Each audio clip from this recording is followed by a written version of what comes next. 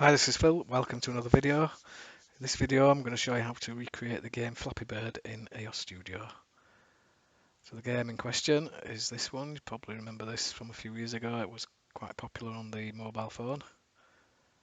And it's quite a simple game, as you can see. So what we're going to need some graphics initially. So if we go into Google Images and we can do a quick search for Flappy Bird graphics, and you can see there that there's plenty to choose from. And like that one, for instance, you could download that and then you could use this as a way of getting the graphics.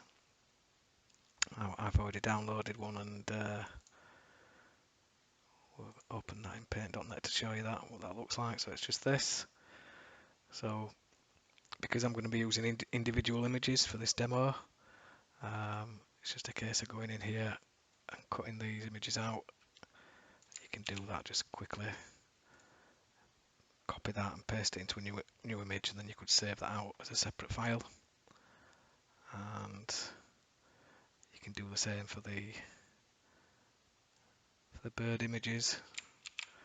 You can copy that, paste it as a new image. Then if we zoom into there, you can see that we don't need this white border. You can use this magic tool here just to select the white. Then if you press the delete key, it'll give you this transparent background, and then you can save that out as a separate image. Now for this little demo, I'm not going to put all the trimmings on the game. I'm just going to do the main game mechanics. So I'm going to be using these pipes, the background, this foreground, and these get ready and game over images. So I've already gone ahead and cut those out. I've got those here, and you can see that I've got two images for the player, and that's just the difference for the wings. So we can use that to animate the character slightly. And you've got separate images for the up and the down pipes. So once we've got our images, we can go into AOZ Studio and create a new application. So to do that, we'll just click this icon, New AOZ Application, and we'll just give it a name, Flappy. Save that. So that'll create a new folder under My Applications called Flappy, and in there you've got this Resources folder, and you've also got the main code file. And this is where we can start writing as code. Now for this video, I'll just zoom the code so that it's easy to see, and we can get rid of this. So first things we want to do is to set up the environment. So we're going to be creating a game that's targeting the PC, so we can use these tags. So the one that we're going to use is the manifest, and we're going to set that to PC. And we're also going to need to set the display width and height. And if we go back to our image, this is a background image here, and to get the dimensions of that, we can open that in Paint, and Paint will give you the dimensions down here. So it's 225 wide by 400 high. So we can use the display width tag here, display width, and we said 225, and the height is 400.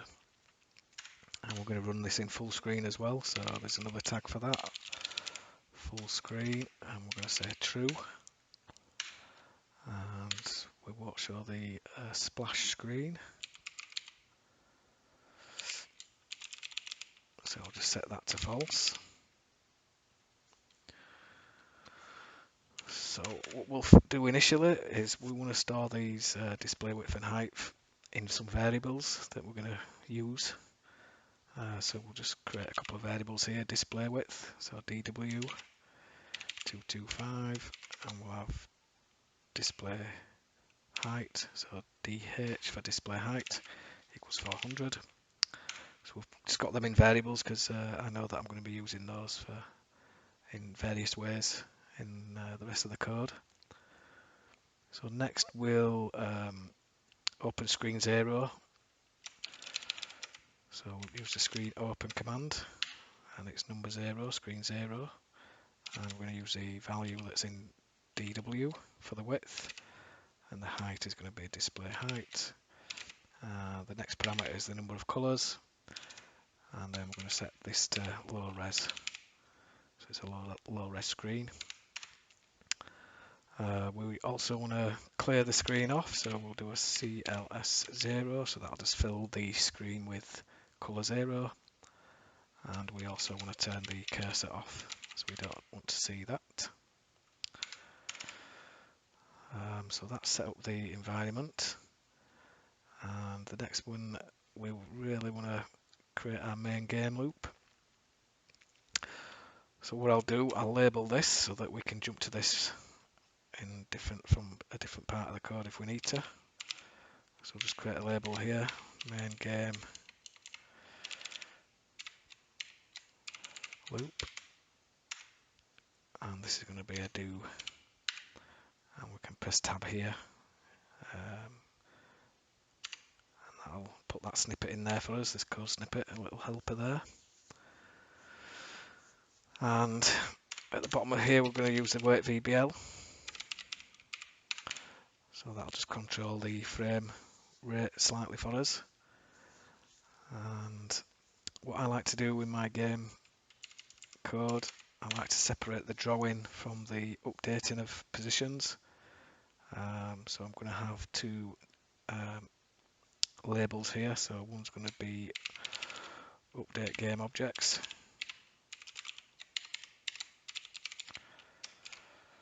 and we're going to go sub this, so we'll return from there, and we'll have another one for the drawing. So draw game objects,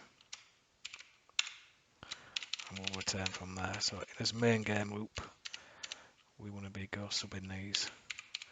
So we'll do a go sub update game objects, then a go sub draw game objects.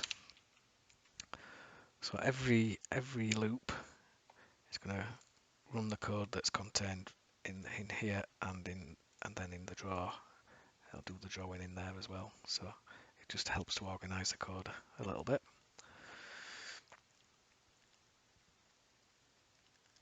So we need to get his images into our project. So under the resources folder, we'll create a new folder in there. We'll just call this images. And that'll be empty at the minute. So if we just browse to that, showing Explorer, that'll give us a Explorer window. You can see the folder there. And we'll just copy these images into there. And that'll bring them into the project for us. And we'll close that one. You can see there now that it's put those in.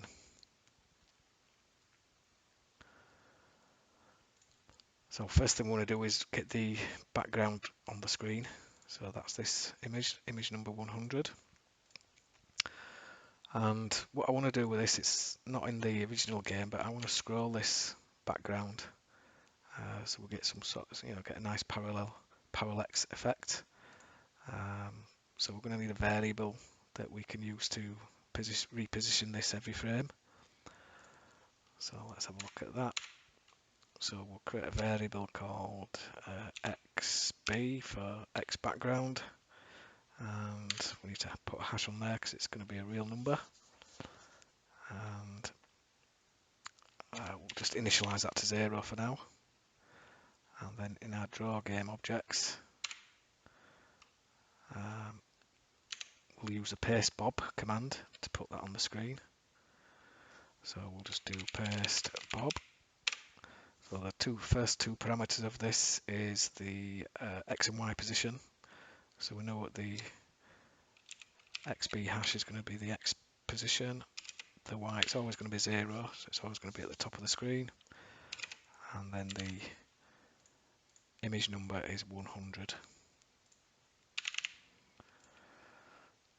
So pretty simple. The code's going to run. It's going to jump into this, fall into this main game loop. It's going to call the update, return from there. It'll call the draw game objects, and that's just going to put the main background on the screen. So let's see if that works. There we go. So that's his background. Just close these other tabs off. So what we want to do is scroll this off to the left. So every frame we're just going to move this off to the left. Now one thing that I like to do is to move things based on the frame time rather than well, it gives us the frame rate independence. So if this game was running on a slower machine and you had a slower frame rate, everything will still move at the correct speed. So we need a way of getting the duration of the frame. So I'll use a few variables to calculate that they can use then to get that time.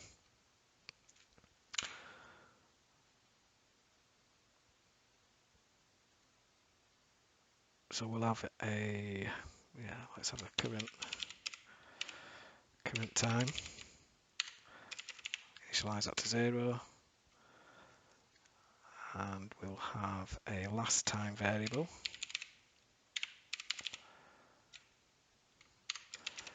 Initialize that at 0. And then the variable that we're going to use to store the difference is called delta time.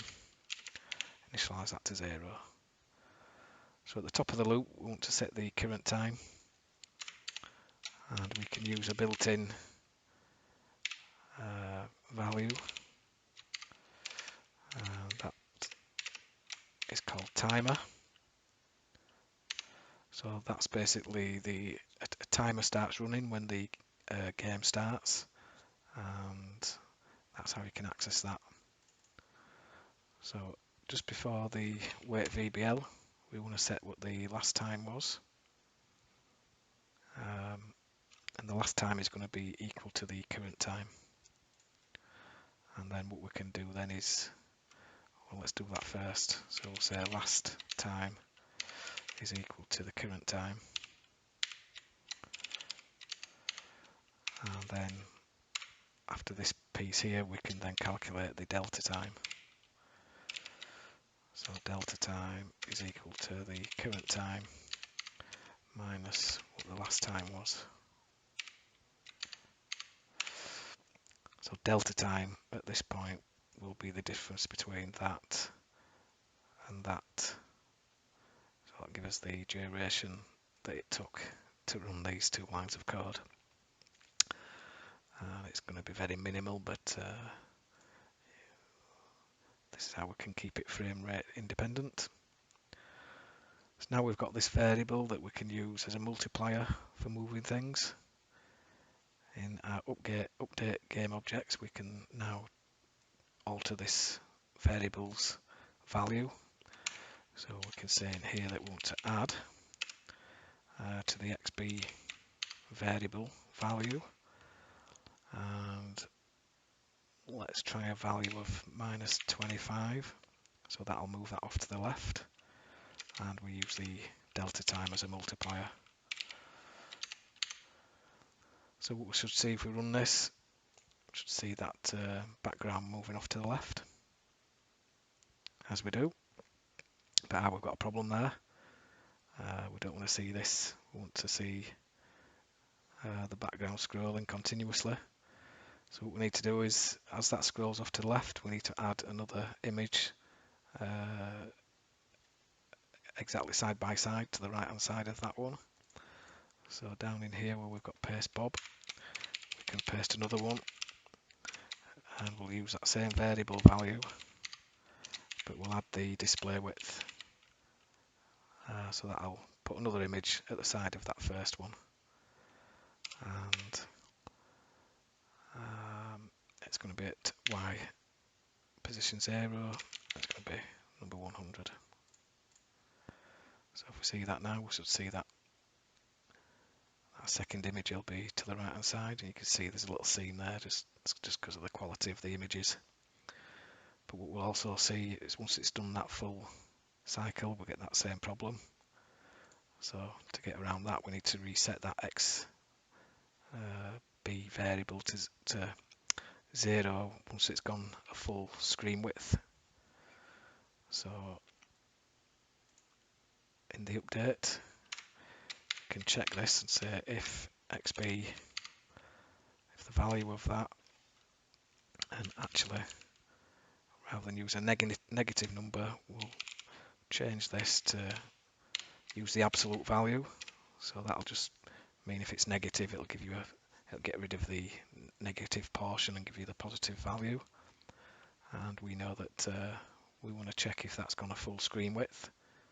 So if it's greater than or equal to the display width variable, then we can set it back to 0. XB equals 0. The end of that. So that should be sorted now. As you can see that seam there again. Should have got some better images, but it's alright for the demo. You can see now, look, it's continuously cycling around those now.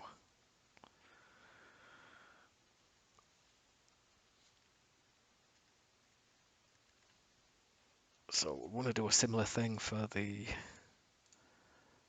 this foreground image, but that's going to scroll at a different pace, and also we want to be able to check collisions with that. So we're not going to use pace bob, but this is actually going to be a bob, an actual bob in the game as well. So we can use bob collisions, and what we'll do also, we'll have the code to do this in some separate Go subs. So let's create another XB variable that can hold the X position of that. So we'll do XB1, initialize that to 0, and then, like I said, we'll create some new Go subs. So we'll have an update foreground,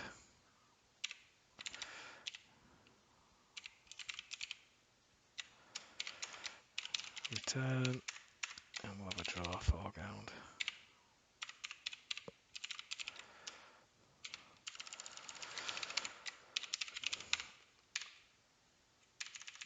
So in the update, we're going to do a similar thing to what we've got up here. So let's just copy these, and we'll change that variable to XB1, XB1, XB1. Now, want to move this a bit quicker, so let's try a value of 90, see what that looks like. And we're going to draw these on screen. So instead of using these two paste bobs, we're going to use the bob command. So it's bob, and then we want the number. So I'm going to start these at 41, and that's just because I know that I need some bob's numbers below these values. And it's because of layering as well, so I want this foreground to be at the top of everything else. So just having that as a value higher, I'll make sure that that's above. For instance, these two are going to be a lower value bob number, so this will appear on top of these, and you'll see how that'll work out when we get to that bit. So bob 41, and then we just need the X and Y position, so it's going to be XB1, and the Y position, let's have a look. So this is 400 in height. We're going to want this to be maybe quite close to the end, so let's do 350. So 350 for the Y, and then we just need the image number, which is 110. And then we also want to put an extra one to the right hand side of that. So we'll use Bob42 and it's XB1 again. But we'll need to add the width of that image. So the image width for this, if I get the little pop-up, it's 243. So we'll add 243 to the width of that. Use the same Y position, 350, and it's the same image. So we just need to include some Go subs to these in our main update game objects and draw game objects. We could just put these in there, to be fair. But it's part of the drawing and updating code, so we'll put those in here. So we'll have a Go sub, update, foreground. I want to draw them as well, so Go sub, draw foreground.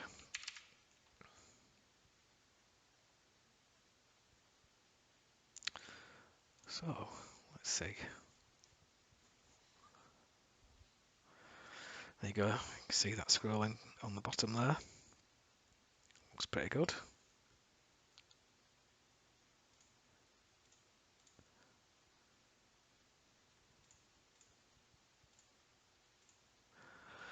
So let's get the player character into the game. And so these are the images 10 and 11. And we're going to need a way of storing the location, so we'll have a couple of new variables. So px, short for player x, initialize that to 0, and we'll have player y, and we'll also set that to initialize that to 0. Let's just move some of these onto the same line just to save a bit of space. So put those there, and so on the draw game objects, let's put it on screen. So we'll use Bob number 1, and it's going to be player X, player Y. Now rather than hard coding 10 in here, we'll use a variable for this because we're going to need to change that. And so we'll use PF for that, and we'll default that to 10. So then we can go back here and use PF instead of that 10. So if we run that now, we should see, there we go, it's right up there. So what we want to do is start off in the center of this screen. So we'll change our initialization code here. So instead of setting that to 0, we'll do the display width, divide that by 2 to get the center, and the display height, divide that by 2. That will give us that should be in the center of the screen. And actually you'll see that it's not. So it's a little bit offset to the right, and that's because the Bob positioning is using the top left hand corner of the image to position that. So what we want to do is tell it to use the center of the image so that the Bob is positioned where we're expecting it to be. So for that we can use this hotspot command, and we just say hotspot, and the first parameter is the image number, so it's 10, and then we can use this shorthand, I think it's 11, we'll soon find out, and we need to do the same for image 11. So let's see how that looks.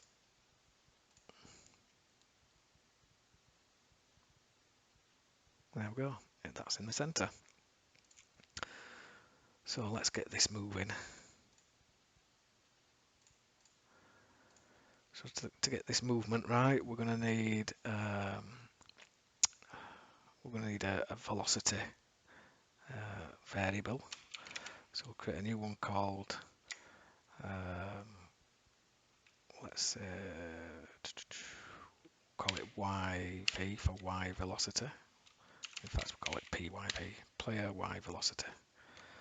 And initialize that to 0 because initially it's not moving anywhere.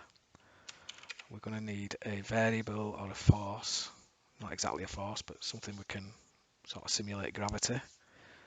So we'll just call that G, and we'll set that to around 25. We might need to change that.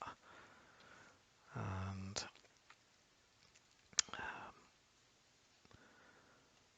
so let's have a look. So every game loop, what we want to do is add G to the velocity, and then add the whatever the value of the velocity is. We need to add that to the player's Y variable. So in the update game objects, we can go in here and we can say add, so the player Y velocity, and we're going to add whatever the value of G is. But we're also going to times that by the delta time.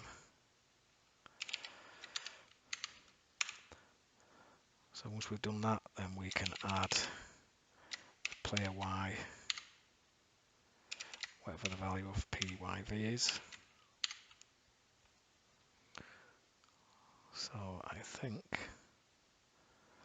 that'll get the player character moving towards the ground. That'll be quite fast, to be fair. Let's have a look.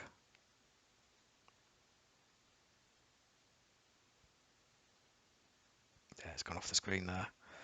So what we'll also do in here, we'll just limit that so it don't go any lower than the ground.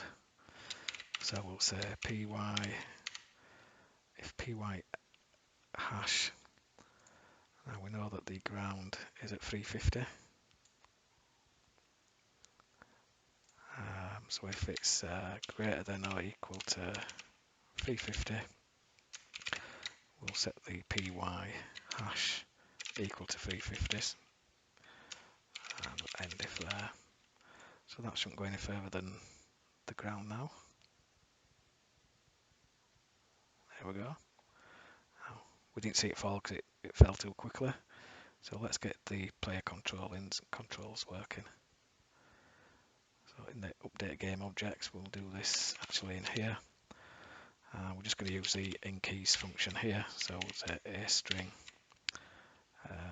equals inKey string, and we'll say if that is equal to a space, then what we want to do is add or change the value of what the velocity is currently at. And so it's a player Y velocity, and we'll try a value of -6, so that'll force it to go up the screen. And let's see if that works.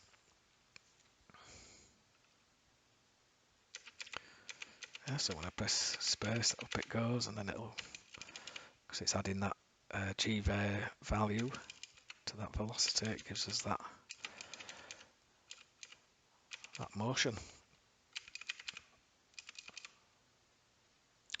So what we also want to do is when we're pressing space, or not necessarily when we're pressing space, but when the bird's moving up, we'll change the image to have that other image. So we can add that to this same code here. So what we'll say is if the player Y velocity, if it's less than 0, meaning that it would be going up the screen, we'll set the PF variable to 11, else we'll set the PF variable equal to 10. So these are the images that we've got in here, 10 and 11. So we should be able to see that working now.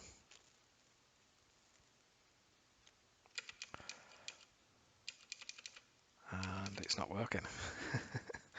Let's see what I've done wrong. So if PVY, I forgot to put the hash on there.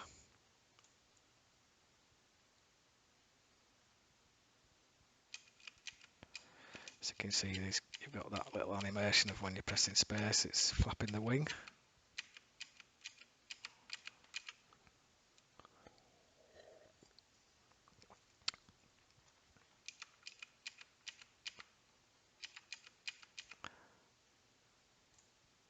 So that looks okay. So let's get our pipes into the game. So the way we're going to do this is these pipes are going to get added off the screen here, and they'll be moved along at the same rate as the foreground. So they'll move with the foreground. And we're just going to position these so that the tops of these will be off the screen. And when we're putting this one on screen, it'll be behind this foreground at different heights. And we're going to need an array to hold these, because there's going to be more than one of these or one pair of these on screen at any one point. So let's have a look at doing that. We'll create some arrays. Go back up here.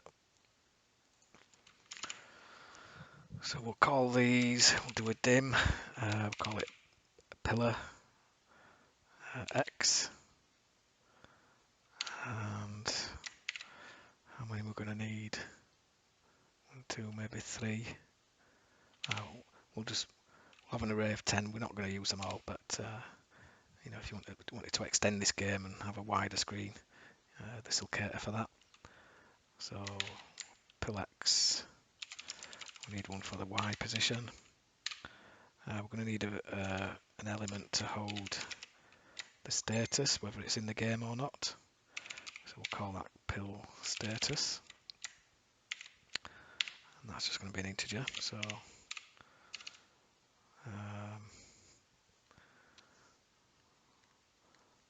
that'll work for that. What we'll also do is we'll initialize those. So down here, we'll just do a for next loop. 0 to 10. And we'll set the status to 0.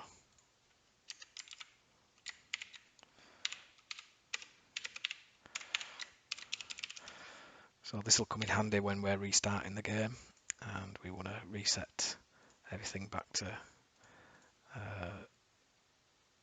its starting values. We could even do it for these if we wanted to, but they're going to get set as they get added to the game, so it doesn't matter if they've got old values in there. So we'll just put these on a single line just to make it easier to read while we're using this zoomed in text. So we've got these. The first thing we're going to want to do is write some code that's going to spawn those into the game.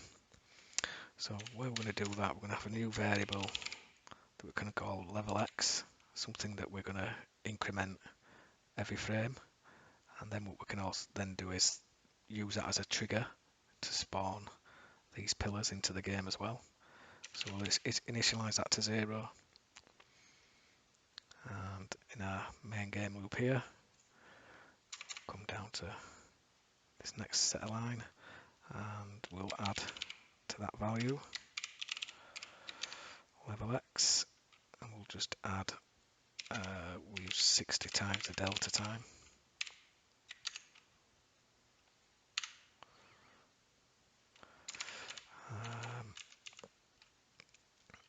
And then to trigger this this spawning, we'll check the integer value of level X.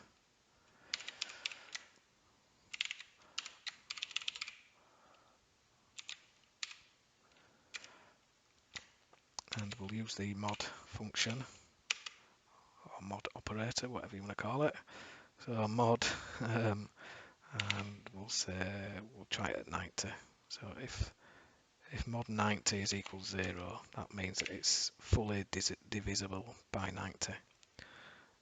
If it's 0, so if it is 0, then we can look at spawning a new one into the game. And let's see, so the first thing we want to do is find an array element, one of these array elements that's set to 0. So let's just copy this loop, save us a bit of typing. We'll put that in here.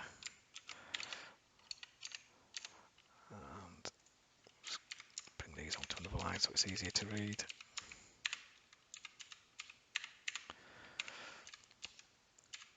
So the first thing we want to do when we're looping around here is to find one that's set to 0.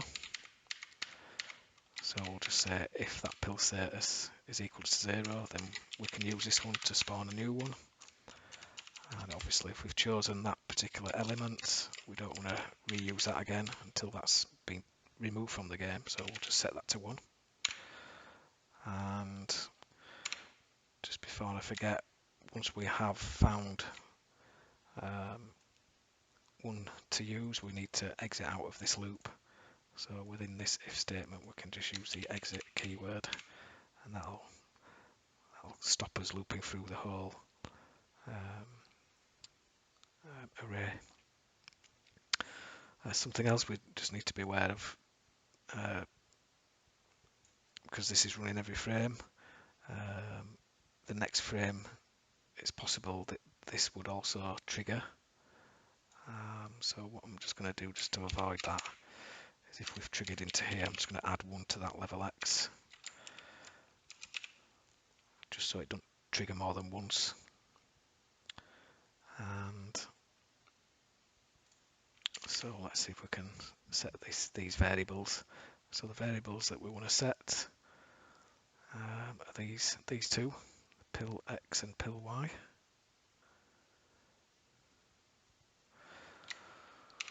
So I think the pill X is going to be equal to the display width, so it'd be off the screen initially. And pill Y we'll just set that to 100 for now, but we're going to randomize that. But we'll just use that just so we can test this bit working. So that'll set up the array.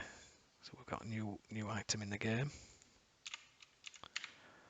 and we want to be able to draw those.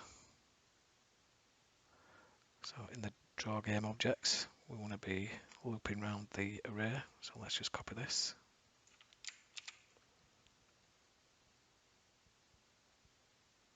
So I can put this down here. So this time round, we want to say if the PIL status is 1, meaning that it's in the game. In fact, have we missed a step out? Yes, we have. Let's just go back to the update. So this just looks after spawning new ones, but we also need to move those to the left on the screen. So we can loop round that array again, check if the status is 1. If it is, then we need to move the X position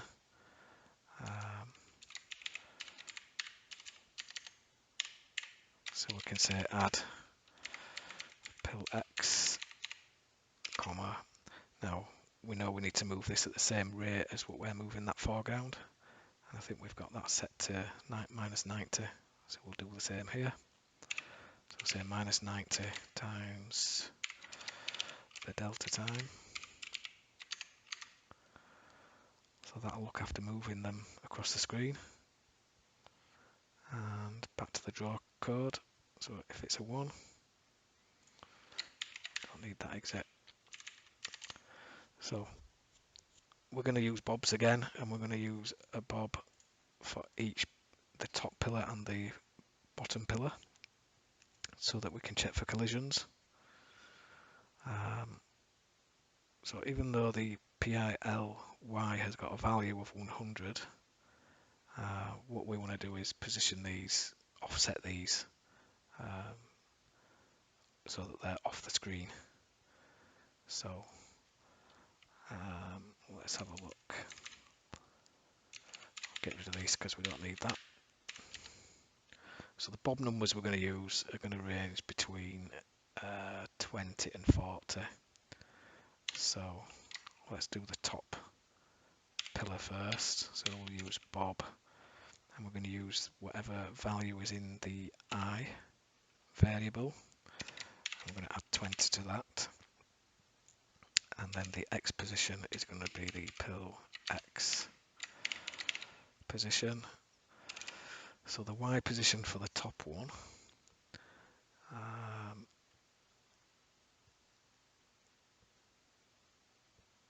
let's have a think about that. Is that going to be around, in fact, we'll use the height of it. We'll take off the height. So the height is 252. So we'll use PLY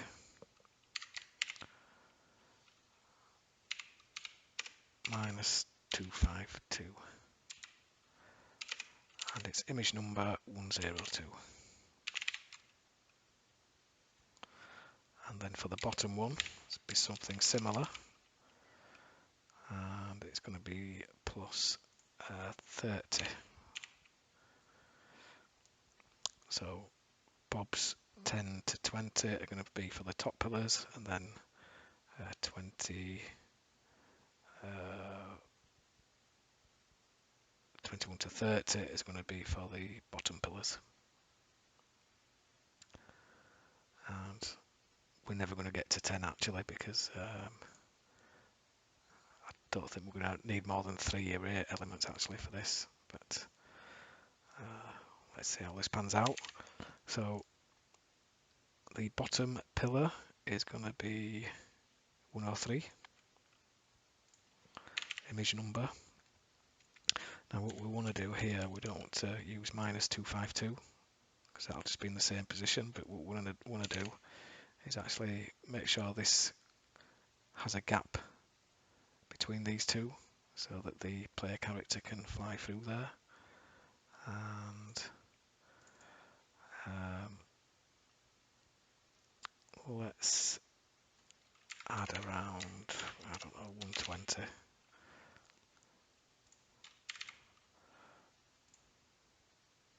We can adjust this if it's not quite right. So that's going to take care of putting those on the screen. And let's just see if that works. May need to tweak this a little bit. So you can see that goes across, and another one, and another one. Okay, so they are a bit far apart, so we'll just lower this value that we had, this mod value here, so that controls. So if we change that to maybe 70, let's see what difference that makes.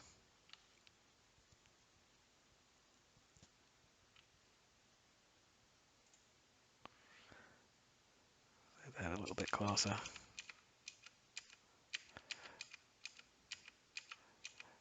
I could probably do with being a little bit closer. So let's make it 60. One thing we do need to do is when the pillars go off the screen, we need to change the status to 0. Otherwise we're going to run out of array elements to use. Because even though they're not visible on the screen, they will have still been getting scrolled off to the left as well. So what we can do in here, let's see, where can we do this? Yeah, in the update code, when it's doing this check if it's status there, we can just do an if statement in here and say if the pill x hash I, if that's less than, so I think if it's less than 0, set the pill status. Actually, we can remove the Bob images, so it'd be Bob off, and it's I plus 20, and do the same for I plus 30, and then set the status back to 0. So that'll take care of moving that. Now let's just see, because I don't think that's going to be accurate. We probably need to adjust that. We should see the pillars disappearing before they should be. There you see, look. So it's actually, we need to add the width of the pillar. And we think the width is around 42 pixels, I think. Yeah, 42. So we'll just put minus 45 just to make sure for that.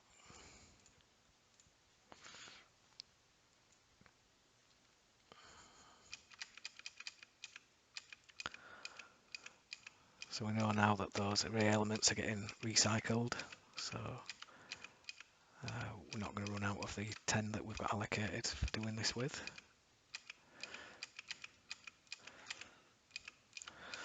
Now, one thing that we're not doing is rotating the player character. So what we want to be able to do is rotate that. Oh, also, you can also notice that these pipes should be behind this foreground.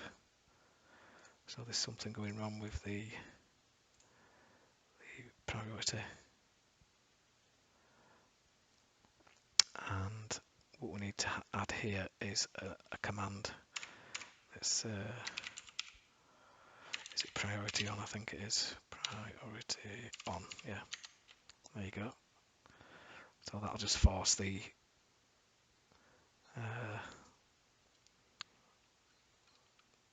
index of the bobs to be drawn correctly. So we should be able to see that's fixed that. There.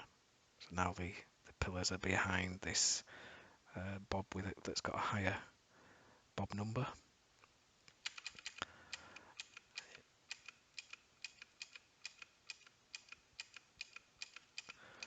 So let's sort out the rotation. So we want it to point upwards, tilt upwards when we're going up, and then tilt down when it's falling. So we'll use some rotation for that. So we'll have a new variable called player rotation. We'll initialize that to 0. And in the draw code, where we're putting the bob on the screen, we'll say bob rotate, bob number 1, and we'll use the player rotation variable. So it's currently set to 0, but we can adjust that based on the velocity. And one thing we do need to do is set the rotation to use degrees. So we can use that command to do that. And in our update code here, we can set that value. And where's the best place for that?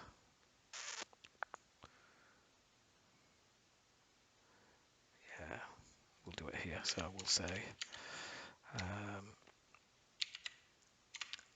let's think. Yeah, we'll say P player rotation is equal to the PY. Let's see what that does.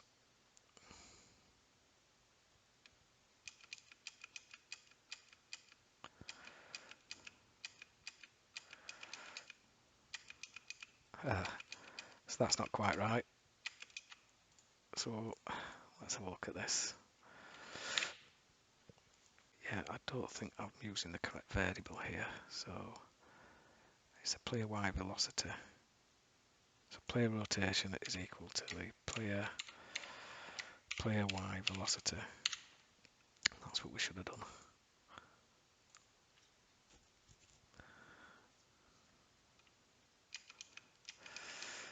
So it is doing it, but ever so slightly. So let's just multiply that out a little bit. Let's try a value of 4.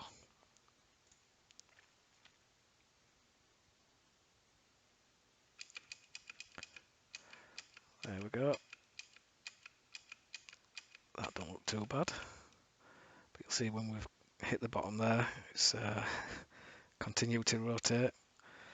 It's probably not too much of a problem because the game will have ended at that point. but let's just fix that anyway.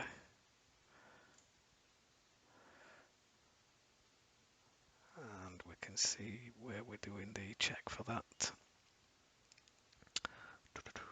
Where's the player code?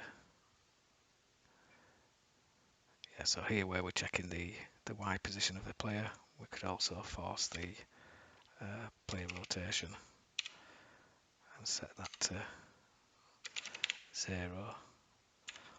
So what we'll do, we'll move this code above that.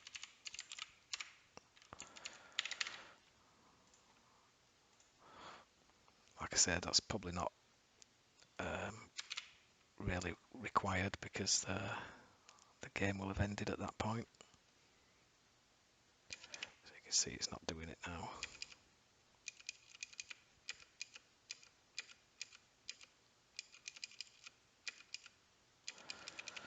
So let's do the bob collision part of this.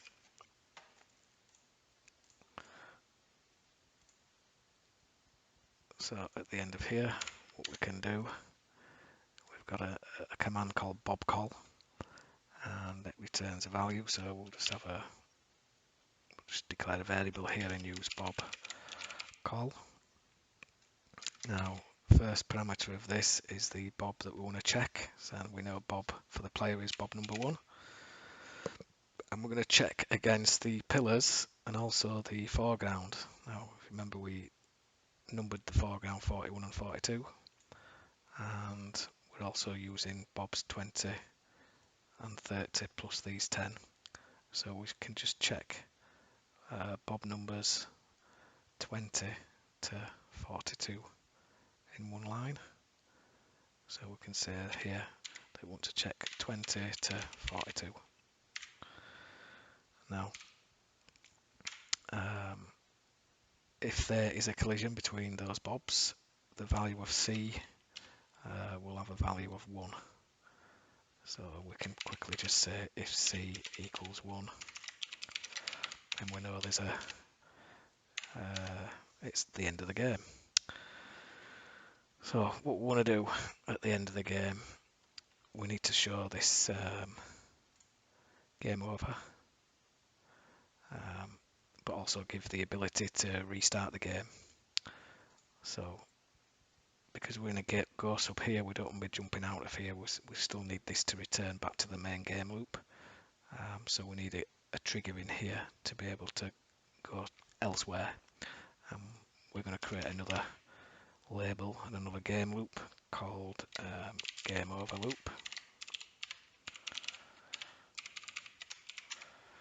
And let's just copy this main game loop. We're not going to need all this, so we can get rid of these 2 go subs.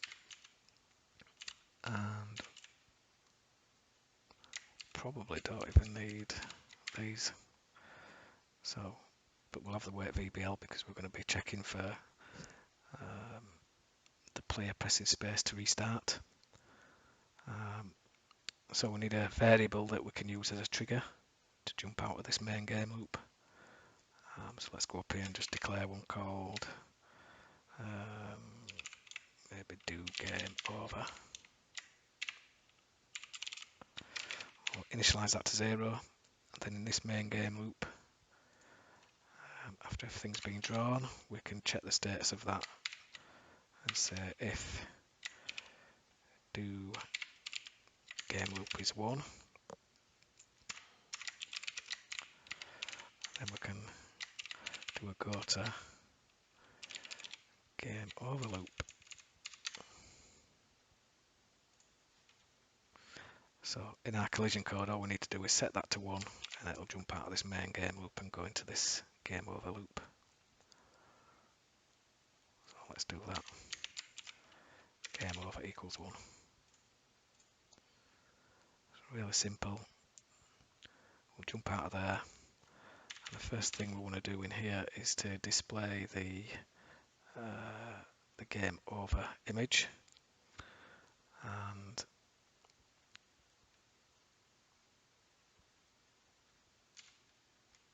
what we'll use the bob command to do this. Let's see. So we'll do a Bob, we'll just use Bob 100, and where we're going to put that. So it's not going to be in the center of the screen, or in fact, yeah, we'll say DW divided by 2, display height divided by 2, and it's going to be image number 112. Now, problem with that is that it's going to use the top left hand corner again, so we need to set the center point. So just like we did with the player character, for these two images we're going to need the hotspot setting for those.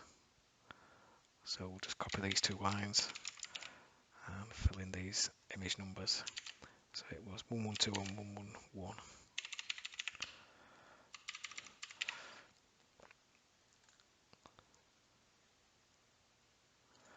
So that'll show the image. Let's just see if that's working.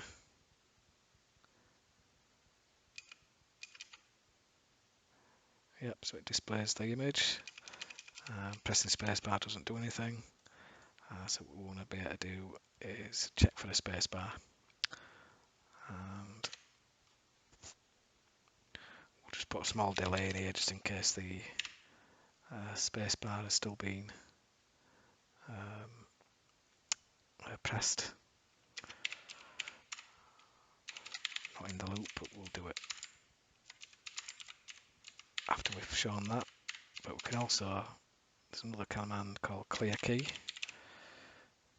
So we'll just make sure that the last input from the keyboard has been cleared as well. And then we can do the A string equals in keys, and if A string equals a space, what do we want to do? We need to go to the start of the code. So we're going to want to initialize everything. So if we put a label here, start game, we can then jump to this point, then all the variables will get reset and it'll fall into the main game loop and a new game should start. So we'll have a go to start game.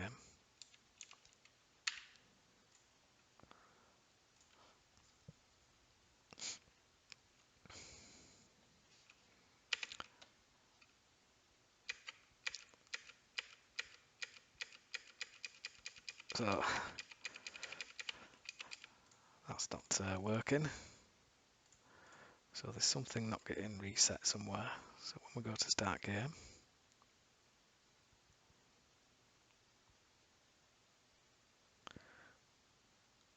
so that gets reset.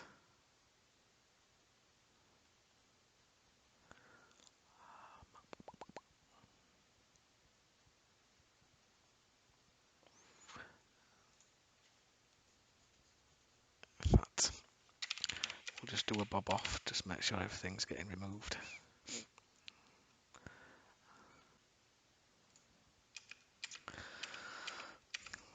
So there's a problem here with the delta time, I reckon, and so when we're coming out of the game over loop, we're jumping back up here and we're resetting these variables, which we don't want to be doing. So I'm going to take these out of here, put them above this label, and hopefully I should stop that little bug. So when we die, we can press space and we start again.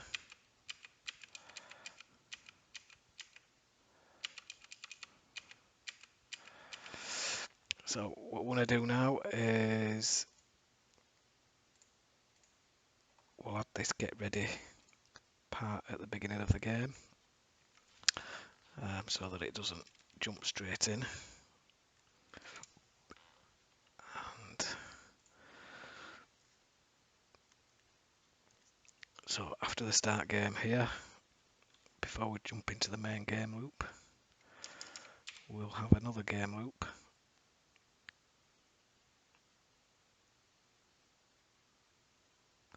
where we can we'll wait for the key press, and let's copy this game loop again, put that in here, but this time we'll get rid of, we don't need these, and all we're going to do here, in fact we'll move these out of here, so we'll call these ones just to draw the game objects, and in here we're just going to scroll them foregrounds. So it's these two. We just want to do these two in this little loop.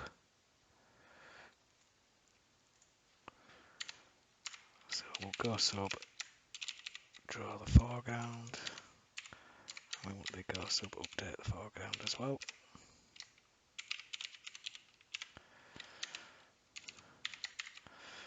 And we'll keep doing that until the player presses the space.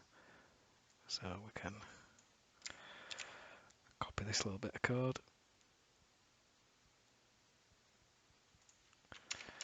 So in there, instead of going to the start, we're going to go to the main game loop.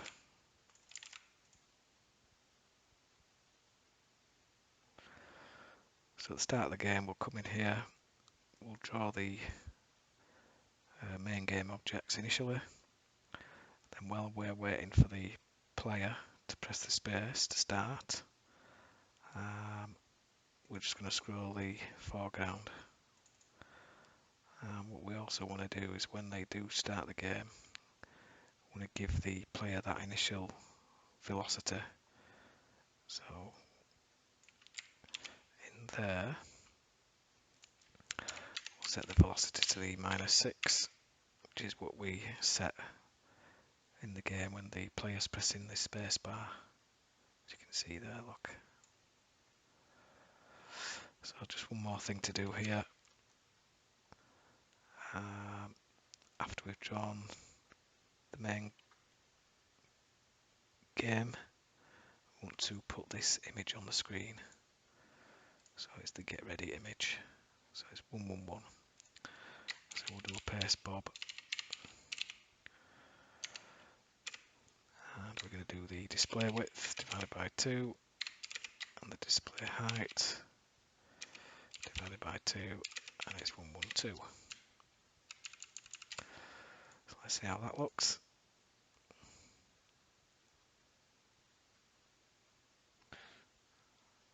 And it's the wrong image.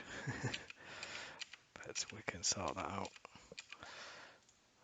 And we'll move it a little bit further up the screen as well.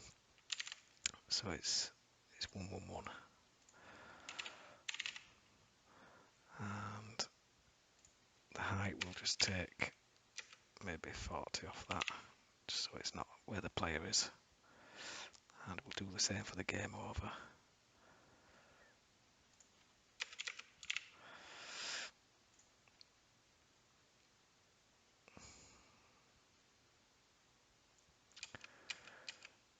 So game over, press the space.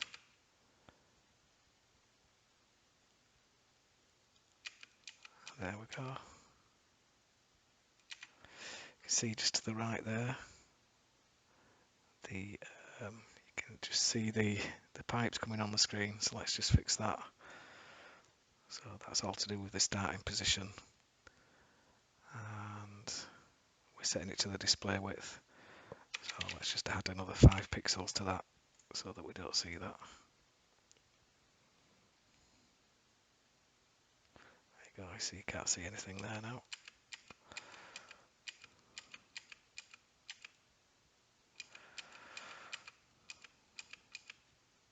So we need some randomness to the height of these pillars because they're all the same at the minute. So back down here where we just hard coded the 100, let's change this to a random value. So we can do that using R&D. And let's stick 180 in there initially just to see what that does. we should see some variation now.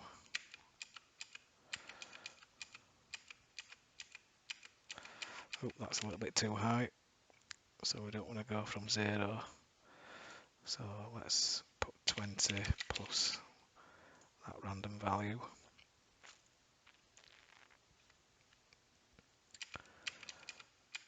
That's better.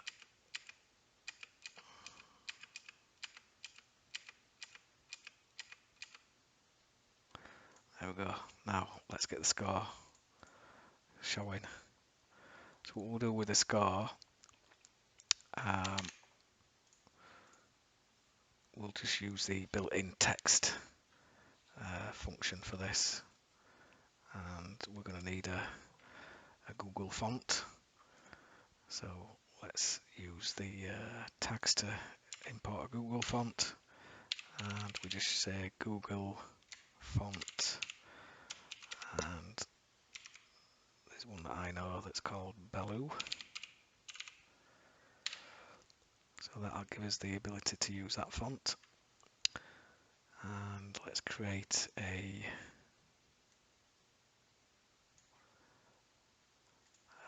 well, in fact, we need a variable first to store the score. And we'll have that here, because we'll reset this to 0 as well. So we'll put score equals 0. And we'll just go to the bottom here and create a new label for draw score. I'm going to return out of there. And to get this on this, what we want to do is overlay this, because we don't want to draw this every frame. And we'll have a second screen to do this. So here we're going to open another screen. We'll have this as screen 1. We don't need it as high, so I'll maybe set this to 50. And we can do the same for that. And then for this point we need to make sure we're using screen 0, and we'll also make sure that screen 1 is at the front. So we'll just use the screen to front.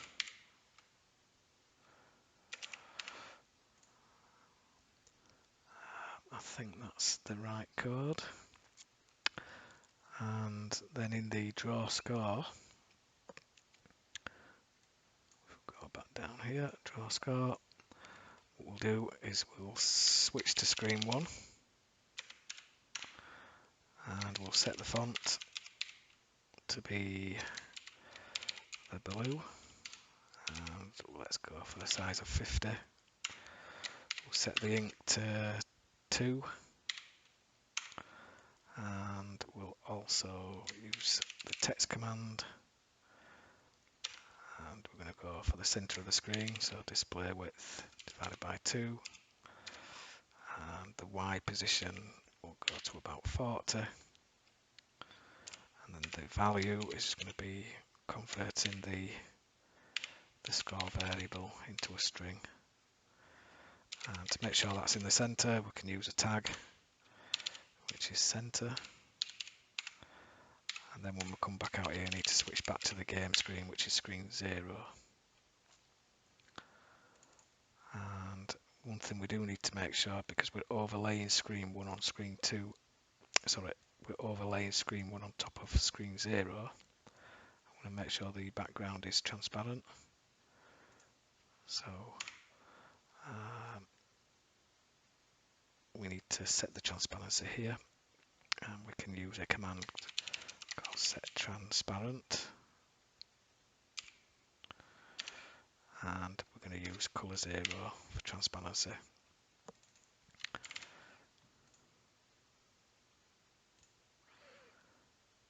So where do we want to draw the score? We can do that right at the start of the game, so we can do that here after we've drawn all the game objects. So we'll go sub draw score, and let's see if that display, we should see a big 0 now. Yep, there's the score there. Now the only thing at the minute is that we're not incrementing that when we're going through these pipes. So let's look at doing that. So in our update game objects, where can we check that?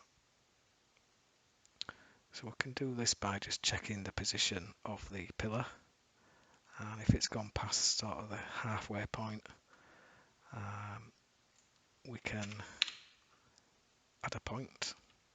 So we can do an else in this part, and we can check the value of the X position. So if that's less than 0, then we can add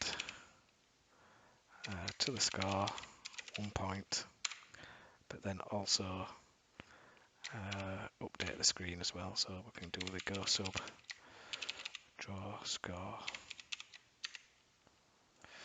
Now this is probably going to need adjusting, but let's have a look.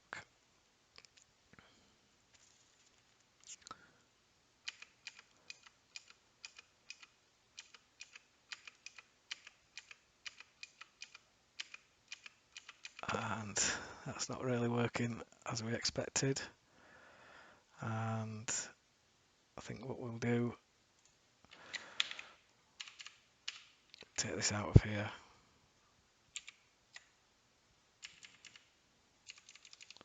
Just put that in a separate if statement for now.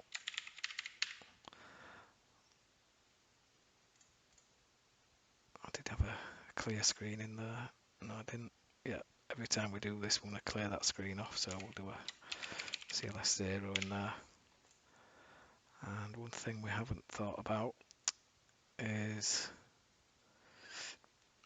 it's not if it's less than 0, it's less than the DW display width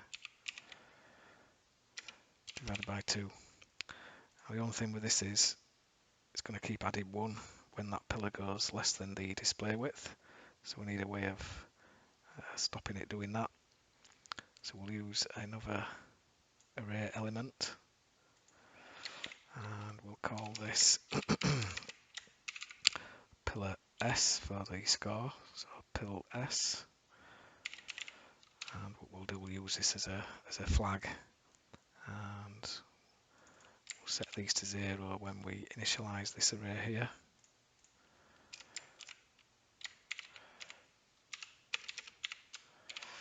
And then what we can do when we add the score, we can set that to 1 so it doesn't get added again. So back in here. So if it goes below the display width divided by 2 and pill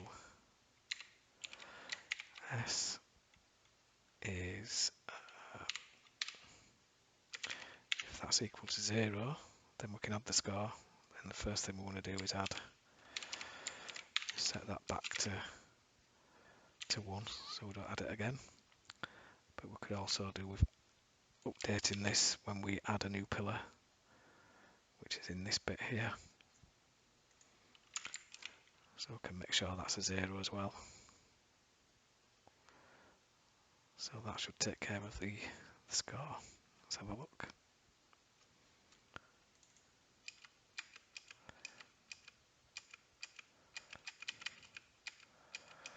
But it's giving me the points a little bit too early, so I think we just need to make sure the birds or the position of the pillar is to the left of the bird character. So I think we should just be able to take 45 of this, which is the width of the pillar. Let's see if that works. Yeah, that's better.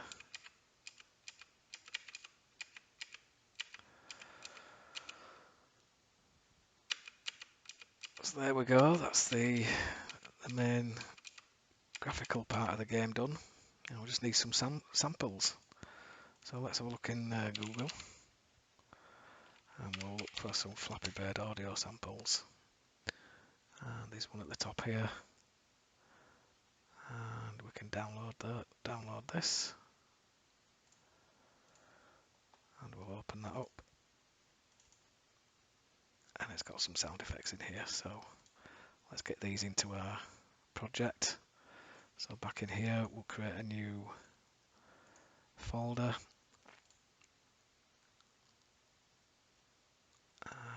New folder, here we go. We'll call this audio. And if we just browse to that,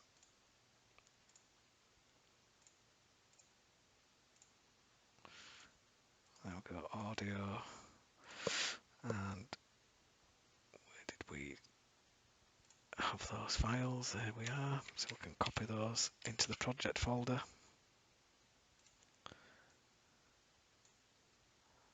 And we should be able to see those now. There we go. So quickly add these samples just to finish the game off. And let's do the point one first. So we're going to use the load asset command here. It's pretty easy to use. You just say load asset and you give the file name and it's a relative path, so we just need to use resources / audio, then the file name. This is going to be sfx underscore point. That's a WAV file, and then we'll just give it a number to use. So we'll just start off with number 1, and then to play that sample where we were increasing the score down here, we can do a sam play 1. So let's see if that works.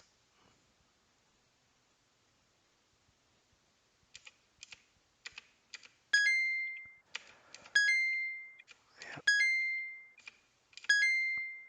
So we'll add another couple of samples up here. So we're going to want the what have we got? We've got the die. We'll have that as number 2, and then we want the wing for the flapping. We'll have that as number 3, and we'll also have the hit for number 4. So let's do the wing first. Wing is number 3. So when they're pressing the space,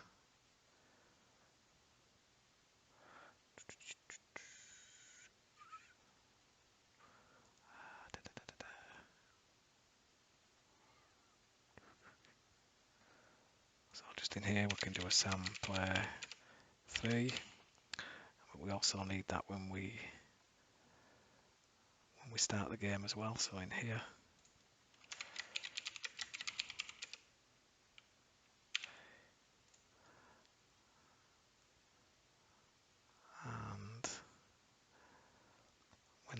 and when we have a collision, so when we jump out of the main game loop and we go to the game over loop, we can put that in here, so we can have a sam play. So which number was it for the hit?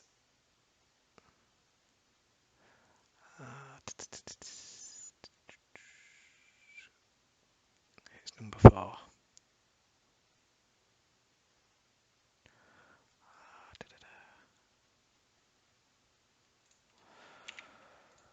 Let's have a look at them, make sure they're working.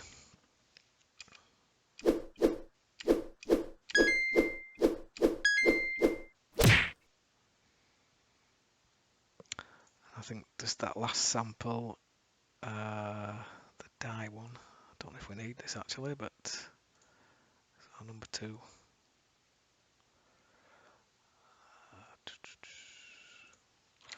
just play that one as well.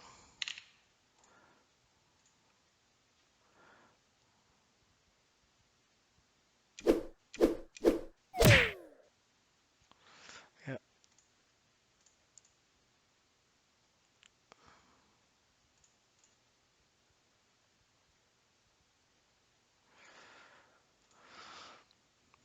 So there's extra bits you could add to this to completely finish it.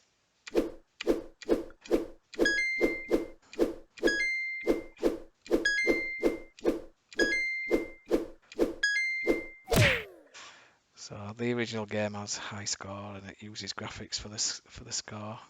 I think you could see on my on the image, the original paint image. In fact, you can see these numbers here. You could actually cut these out and use the images to display the score. So I'm not going to do that in this demo, but get the idea.